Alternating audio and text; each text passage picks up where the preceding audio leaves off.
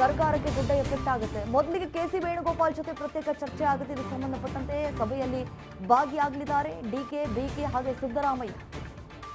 ಮೂವರು ನಾಯಕರಿಂದ ಪಟ್ಟಿ ಸ್ವೀಕರಿಸಲಿದ್ದಾರೆ ಕೆಸಿ ವೇಣುಗೋಪಾಲ್ ಅವರು.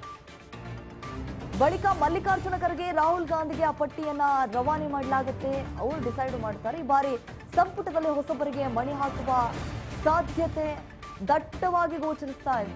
20 ಸಚಿವ ಸ್ಥಾನಗಳ ಪೈಕಿ 12ರಿಂದ 15 ಮಂದಿ.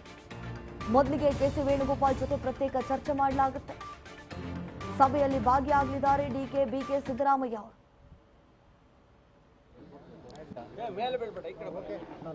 ನಮ್ಮೆಲ್ಲ ಸಂಸತ್ ಸದಸ್ಯರನ್ನ ಭೇಟಿ ಮಾಡ್ತಾ ಇದ್ದೀನಿ.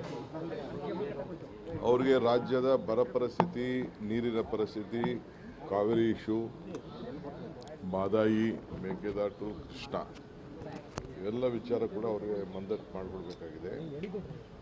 ಅನೇಕ ಪ್ರಾಜೆಕ್ಟ್ಗಳಿದೆ. ನಾನು ಮುಖ್ಯಮಂತ್ರಿ ಆದಮೇಲೆ ಎಲ್ಲ ನಮ್ಮ ಸಂಸತ್ ಸದಸ್ಯರು ಕೂಡ ಭೇಟಿ ಮಾಡಿ ಅವರ ಯಾವುದಾದ್ರು ವಿಚಾರವನ್ನು ಒಟ್ಟಿಗೆ ತೆಗೆದುಕೊಳ್ಬೇಕು ಅಂತೇಳಿ ಅವರು ಕೂಡ ಮನವಿ ಮಾಡ್ತಾ ಇದ್ದೀನಿ.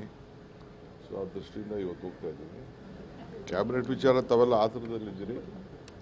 ಐ ಥಿಂಕ್ ಈ ವಾರದೊಳಗೆ ಕಂಪ್ಲೀಟ್ ನಾನು ಎಲ್ಲ ಎಕ್ಸಸೈಸ್ನ ಫೈನಲೈಸ್ ಮಾಡ್ತೀನಿ. Sir, you have called an important meeting of MPs in Karnataka. Yes, of course, we have to inform our MPs. For the first time after I became Chief Minister, I have called them.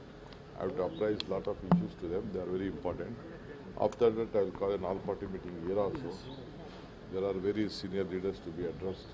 As soon as I come back, I will meet them also. I will meet the opposition leader, the former chief ministers and all.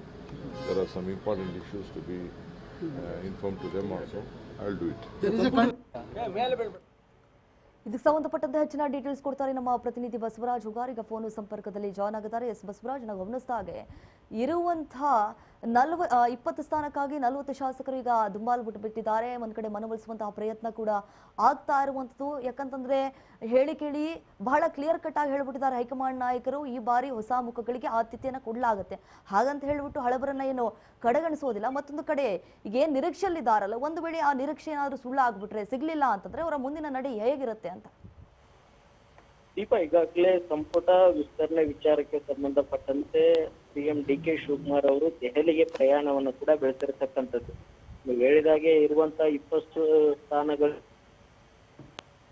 35ರಿಂದ 40 ಶಾಸಕರು ಬಹಳ ದೊಡ್ಡ ಮಟ್ಟದಲ್ಲಿ ಪೈಪೋಟಿಯನ್ನು ನಡೆಸ್ತಾ ಇದ್ದಾರೆ. CM DK Shivakumar ಅವ್ರನ್ನು ಕೂಡ ಭೇಟಿಯಾಗಿ ಒತ್ತಡವನ್ನು ಕೂಡ ಹೇರ್ತಾ ಇದ್ದಾರೆ. ಅದರಂತೆ ಸಿದ್ದರಾಮಯ್ಯವ್ರನ್ನ ಕೆಲವಷ್ಟು ಜನ ಭೇಟಿಯಾಗಿದ್ದಾರೆ. ಕೆಲವೊಂದಿಷ್ಟು ಜನ ಬಿಕೆ ಹರಿಪ್ರಸಾದ್ ಅವ್ರನ್ನ ಭೇಟಿಯಾಗಿ ಮನವಿ ಮಾಡಿಕೊಂಡಿದ್ದಾರೆ. ಇನ್ನೂ ಕೆಲವೊಂದಿಷ್ಟು ಜನ ನೇರವಾಗಿ ಹೈಕಮಾಂಡ್ ನಾಯಕರ ಜೊತೆ ಹೋಗಿ ತಮ್ಮ ಬೇಡಿಕೆಯನ್ನ ಮುಂದಿಟ್ಟಿದ್ದಾರೆ. ಆದ್ರೆ ಇಲ್ಲಿ ಹೈಕಮಾಂಡ್ ನಾಯಕರ ಕೆಲವೊಂದಿಷ್ಟು ಲೆಕ್ಕಾಚಾರಗಳಿದಾವೆ, ಅವ್ರದೇ ಆಗಿರ್ತಕ್ಕಂಥ ಮಾನದಂಡಗಳಿದಾವೆ. ಆ ಒಂದು ಅನ್ವಯ ಸಂಪುಟದಲ್ಲಿರ್ತಕ್ಕಂಥ 20 ಸ್ಥಾನಗಳಿಗೆ ಶಾಸಕರಿಗೆ ಒಂದು ಸಚಿವ ಸ್ಥಾನ ಕೊಡುವಂತ ನಿಟ್ಟಿನಲ್ಲಿ ಮುಂದಾಗುವಂತದ್ದು. ಹಾಗಾಗಿ ಇನ್ನೇನು ಸಿಎಂ ಡಿಕೆ ಶಿವಕುಮಾರ್ ಅವರು ಕೂಡ ಹೇಳಿದ್ದಾರೆ, ಒಂದು ವಾರದೊಳಗಾಗಿ ಎಲ್ಲ ಪ್ರಕ್ರಿಯೆಯನ್ನು ಕೂಡ ಮುಗಿಸ್ತೇವೆ ಅನ್ನುವಂತ ಮಾತು.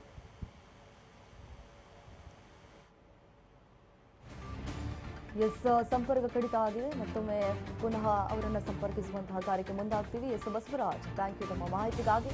ಈಗಾಗಲೇ ಸಾಕಷ್ಟು ಆಕಾಂಕ್ಷಿಗಳು ದೆಹಲಿಯಲ್ಲೇ ಬೀಡುಬಿಟ್ಟಿದ್ದಾರೆ.